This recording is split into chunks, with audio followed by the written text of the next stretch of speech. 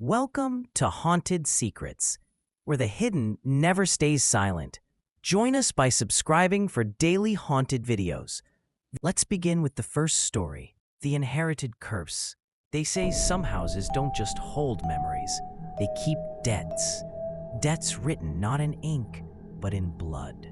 When Lydia Calloway inherited her family's long-abandoned mansion, she thought it was a gift. What she didn't know was that the house had been waiting for her, and it never forgets who it's owed. When the letter arrived, it felt less like a gift and more like a summons. Lydia, the last surviving member of the Calloway bloodline, had inherited a sprawling Victorian mansion on the outskirts of Ravenshade, a place she had never seen but often heard about in hushed fragments from her late mother. The locals called it Blackthorn House, a name that carried a weight of superstition and dread. Against the cautious warnings of her husband, Daniel, and the cold indifference of the lawyer who handed her the keys, Lydia insisted they visit. She reasoned that no harm could come from exploring her family's forgotten estate, and perhaps selling it off would bring them a small fortune. But the moment the couple's car rolled past the iron gates, she felt the air change. The trees bowed inward, their branches scraping against one another, as though whispering secrets. The mansion loomed against the cloudy sky, its windows like unblinking eyes that had been waiting, watching for her return. Inside, dust coated the floors, cobwebs hung like curtains, and the scent of decay lingered like a phantom. Yet curiously, everything seemed untouched, as though time itself had frozen within these walls. Portraits of her ancestors lined the halls, their painted eyes following her every move. And in the library, an old family Bible sat open on a pedestal, its yellowed pages curling. A passage underlined in crimson ink: "The sins of the father shall be visited upon the children." A chill crept down Lydia's spine, and she laughed nervously to mask her unease. But when night came, laughter was replaced with terror. The silence of the house was broken by muffled footsteps overhead, though no one else was supposed to be there. Doors that had been locked creaked open, and Lydia swore she heard a voice calling her name from the darkened stairwell. Daniel tried to reassure her, but even his face paled when every mirror in the house warped their reflections, showing them standing, not as themselves, but as skeletal, rotting corpses. Lydia's heart pounded in her chest, her breath fogging the glass, when suddenly all the candles blew out at once. The darkness was suffocating, swallowing their breaths, their whispers, their fear. Lydia fumbled for a match, but before she could strike it, a faint glow emerged from upstairs, a lantern's light swaying slowly down the corridor. She thought perhaps it was Daniel, but when she turned, she found him clutching her arm, trembling. Together, they watched as the glow moved closer, revealing not a man, but a figure dressed in tattered black, its face hidden beneath a funeral veil. In its hand, it carried a rusted key that dripped with something wet and red. Lydia gasped, her knees weakening, for the figure's height, posture, and gait mirrored her own. She blinked and the apparition vanished, leaving behind the faint echo of sobbing that bled through the walls. Determined to uncover the truth, Lydia returned to the library. Dragging Daniel with her, she flipped through the brittle Bible until loose letters fell from its hollowed spine. Letters written in her grandmother's hand. They spoke of a pact sealed in blood, a desperate bargain for wealth and longevity, one that demanded a sacrifice from each generation. Her grandmother had escaped, but Lydia, as the last, had been called home to fulfill it. As thunder rattled the windows and rain began to lash the glass, a sudden thud came from above, then another, heavier, deliberate, like the dragging of chains.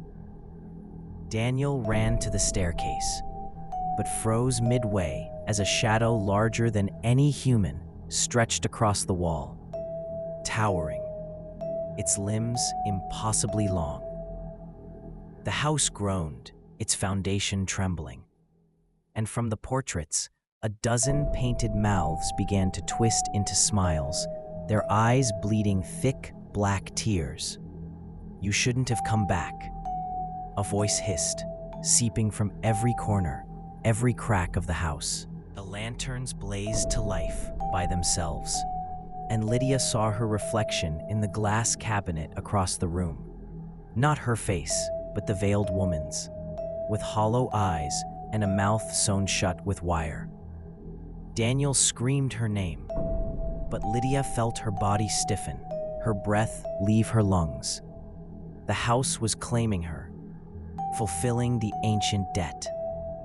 And as the doors slammed shut, sealing Daniel inside with her, the whispers rose into a chorus of screams. The Blackthorn house had fed again.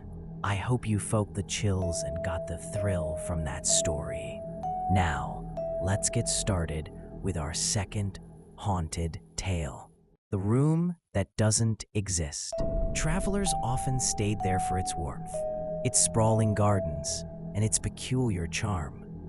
On a rainy autumn evening, 4 strangers arrived by coincidence, each seeking shelter from the storm.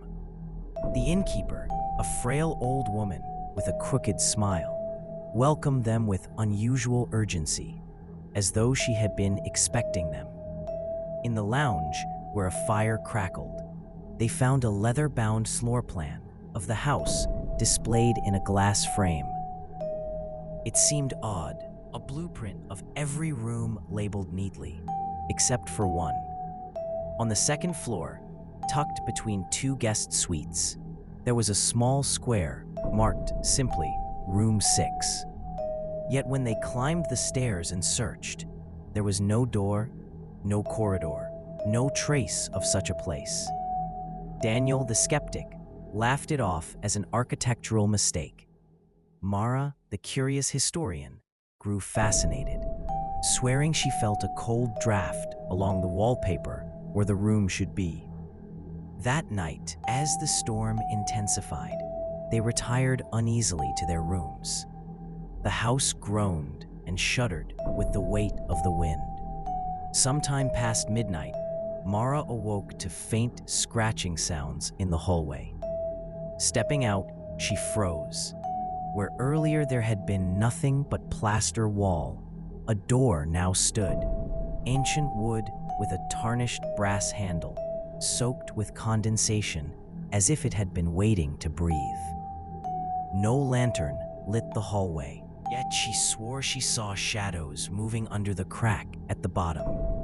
A muffled cry echoed from within, a cry that did not sound human. Mara called for the others, and within moments, Daniel, Clara, and Edward stood at her side, staring at the impossible door.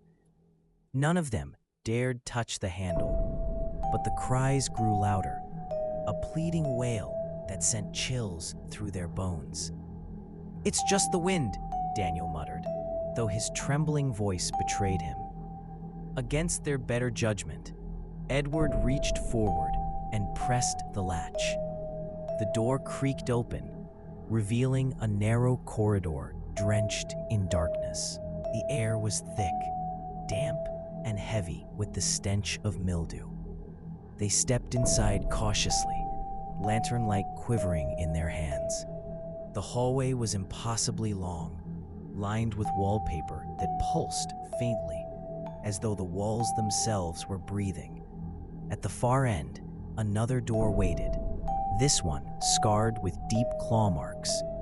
As they advanced, the corridor stretched unnaturally behind them. When they turned back, the entrance was gone. Whispers slithered through the air, voices overlapping in desperate tones. "Stay, don't leave, feed us." Panic set in. Daniel pounded against the walls, but the wallpaper split open under his fists, revealing pale, skeletal hands pressing out from within. The screams grew deafening, and Clara dropped her lantern, its flame sputtering before vanishing, leaving them nearly blind. The last thing Mara saw was the final door creaking open on its own. Something vast and formless crawled out, dragging itself across the floor with shrieks that could curdle blood. Their screams joined the chorus, echoing into nothingness. By morning, the Harrington Inn stood silent once more. The door was gone, the hallway restored to plain plaster wall. The innkeeper served breakfast as if nothing had happened, her crooked smile lingering as she polished the frame of the floor plan. On it, a new square had appeared beside room 6, marked in the same neat handwriting. This one read simply, "Guests." I hope you felt the chills and got the thrill from that story. Let's begin with third story, The House That Breathes. Houses aren't supposed to breathe. Walls aren't supposed to whisper. But when Emma and her family moved into 43 Hollow Pine Lane, they swore they could hear it. The slow, rhythmic sound of the house inhaling and exhaling as though it were alive.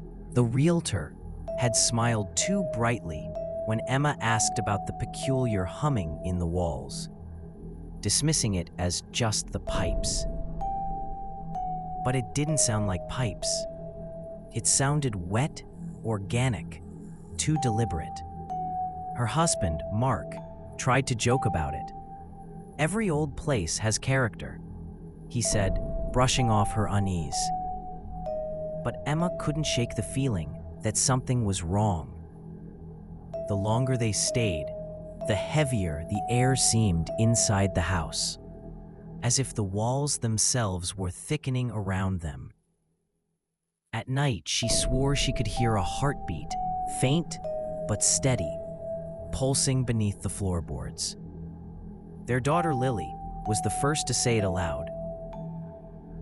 "Mommy, the house is breathing. It told me I belong to it now." Emma froze, her blood running cold. But Lily just smiled innocently, as if she hadn't said anything unusual. Soon after, doors began opening on their own, not with creaks, but with the sound of flesh stretching. The wallpaper rippled when touched, as though something beneath it shifted like muscle under skin. When Emma leaned close to the wall one evening, pressing her ear against the faded floral print, she recoiled in horror. The wall exhaled hot, damp air against her cheek. That night, she awoke to find Lily standing at the foot of the bed, whispering in a voice that wasn't her own. "It's hungry." Emma tried desperately to convince Mark that something was wrong, but he had already fallen under the house's spell. He wandered its hallways late at night, whispering to himself, his hand caressing the walls as though comforting a sick child. The house seemed to respond to him, its timbers groaning, its floors trembling under each step. Emma packed their bags in secret, determined to leave before the house consumed them. But when she reached for the front door, it refused to open. No matter how hard she pulled, the handle melted into the wood as though the house had swallowed it whole. The windows bled condensation so thick it looked like sweat. From the ceiling, droplets fell, not water, but something thick and red. She screamed for Mark, but when he turned, His eyes were vacant, his lips parting to whisper, "We're inside it. Don't you see? We've always been inside." Suddenly, the floorboards pulsed under her feet, rising and falling like a chest inhaling. The sound of breathing filled every room, louder and louder, until it was all she could hear. The walls bulged outward, ribs pushing against the wallpaper, the air stinking of rot. From the cracks in the plaster, a low moan echoed, then a scream. Lily was gone, vanished into the wall, her small hands pressing out from beneath the wallpaper before being yanked away. Emma clawed at the wall until her fingernails tore, shrieking her daughter's name, but the house only shuddered, groaned, and tightened around her. As the lights flickered and died, she realized the truth. The Harringtons had not bought a home. They had stepped willingly into the belly of something ancient, something living. And now, as the final candle snuffed out, the house let out a long, satisfied sigh. I hope you felt the chills and got the thrill from that story. Let's start the fourth story, The Mirror in the Hallway. Reflections aren't supposed to move on their own. They aren't supposed to smile when you're frowning or wave when your hands are still. But in the Blackwood estate, the grand hallway mirror didn't just reflect. It watched, it waited, and sometimes it moved first. When Clara and David inherited the estate from David's estranged uncle, they thought the mirror was nothing more than a family heirloom. It stood at the far end of the main corridor, nearly 8 feet tall, framed in ornate black oak carved with twisting vines and faces that seemed half human, half grotesque. At first, Clara admired it for its craftsmanship, though she noticed how strangely cold the glass felt to the touch, even in the warmth of daylight. But soon, she began to notice things. Passing by late at night, she caught glimpses of herself when she knew she wasn't looking. A shadowy double lingering in the glass a second too long. Her reflection blinked when she hadn't. Once, when she brushed her hair in the mirror's glow, she saw her reflection smile, but her lips had never moved. David dismissed it, laughing nervously, but even he began to avoid walking past the mirror after dark. The house grew tense with its presence. The mirror seemed to drink the light, casting the hallway in a dim, distorted glow. On the third night, Clara awoke to soft knocking, not at the door, not at the window, but a hollow tapping, echoing from the mirror downstairs. When she crept to the hall, her heart pounding, she froze. The glass rippled, like water disturbed by a stone, and her reflection stood inside, waving with a slow, deliberate motion. Then it raised a finger to its lips, whispering a word she could not hear. Clara begged David to cover the mirror, and reluctantly, he draped it with a heavy black sheet. For a time, the house seemed calm, though both of them swore they heard faint scratching from behind the fabric at night, like fingernails dragging across glass. Then, one evening, they returned home to find the sheet on the floor. The mirror stood uncovered, gleaming faintly, though no lights were on in the hall, and their reflections were gone. Panic surged as they stared into the glass, seeing only the empty corridor behind them. Suddenly, movement, shadows stirring deep within the mirror's surface. Then, like emerging from deep water, their doubles appeared, twisted versions of themselves. Clara's reflection had hollow eyes and a wide, unnatural grin. David's moved stiffly, jerking with every step. The real Clara and David stumbled back as their doubles pressed against the glass, their pale hands pushing through the surface with a sickening, liquid sound. One by one, the reflections stepped into the hallway, dripping as though they had just crawled out of a grave. The air grew cold, every candle extinguished, and the real couple could do nothing but watch as their doubles turned toward them. "We've been waiting," the hollow-eyed Clara whispered, though her lips never moved. The reflections lunged, and the house shook with a deafening crack. By morning, the grand hallway was silent once more. Visitors claimed the Blackwood estate empty, abandoned, though the mirror still stood at the end of the corridor. And if anyone dared to look closely, they swore they could see Clara and David inside, pounding at the glass, forever trapped, while their smiling doubles roamed free. I hope you felt the chills and got the thrill from that story. Let's start with the last, but the most scariest story, the vanishing tenant. What if one day your friends couldn't remember your name? What if your family looked at you like a stranger? What if the world itself slowly erased you until nothing was left? At 17 Hollowgate Street, the house didn't just take its tenants' rent, it took their existence. When Thomas Weller signed the lease, it felt like a dream. The rent was impossibly cheap, the house old but elegant, with ivy curling up its stone walls and wide windows overlooking the quiet street. The landlord, a frail man with watery eyes, handed him the keys with shaking fingers. "Don't stay too long," he muttered, but offered no explanation. Thomas, desperate for independence, ignored the warning. At first, everything was normal. He unpacked his books, set up his small desk, and called his sister, Anna, to tell her about the new place. She promised to visit that weekend. But by the third day, something strange happened. He called her again, and she sounded confused. "Thomas? Who is this?" she asked, her tone cautious, as though speaking to a stranger. Laughter bubbled from his throat.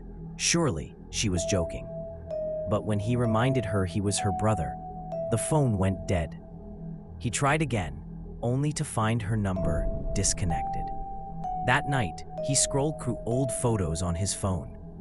Every picture that had once shown him with his family was subtly altered, his image gone, leaving empty space where he had stood. A creeping dread settled in his stomach. It wasn't just Anna. It was everyone. He left the house the next morning, determined to prove himself wrong. At his favorite cafe, the barista who'd known him for years tilted her head when he ordered. "Sorry, sir. Have we met?" she asked. She didn't recognize his name. His coworkers at the office, people he'd seen every day for 2 years, stared blankly when he walked in. "Do you have an appointment?" the receptionist asked, her smile polite but hollow. Even his manager brushed him off like a stranger. Panic clawed at his chest. He tried his phone again, scrolling through contacts. Every number was blank, names replaced with nothing but empty lines. His social media had erased his account. There was no trace he had ever existed. By the time he returned to Hollowgate Street, the world outside seemed to blur at the edges, as though his very presence was dissolving. He stood in front of the mirror in the hallway, his hands trembling, and nearly collapsed when he saw the glass ripple. His reflection was faint, translucent, as if it too was fading. At night, whispers filled the house, low voices murmuring his name, as though mocking him. But worst of all was the sudden knock on his door just past midnight. When he opened it, no one stood there. Only a note lay on the floor, scrawled in a jagged hand. "You don't belong out there anymore. You belong here."